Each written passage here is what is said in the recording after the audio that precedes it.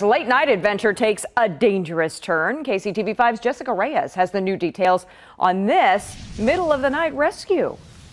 A very scary moment for two women. Fire crews say they were kayaking in the middle of the night here at Longview Lake when they couldn't find their way back to shore.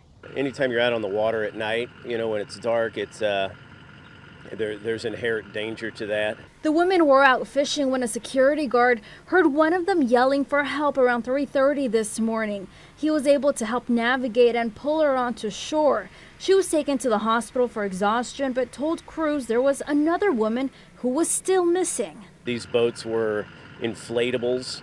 That they did have navigation lights, but they really didn't have any real creature comforts.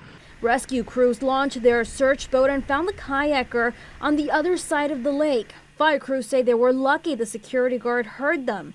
That's why it's important to have a security measure in place. Not having a cell phone with you nowadays is kind of foolish not to have one with you. Always stay hydrated. Fluids now, and this time of year, it's critical to stay hydrated. Fire crews say both women are expected to be okay. At Longview Lake, I'm Jessica Reyes, KCTV5 News.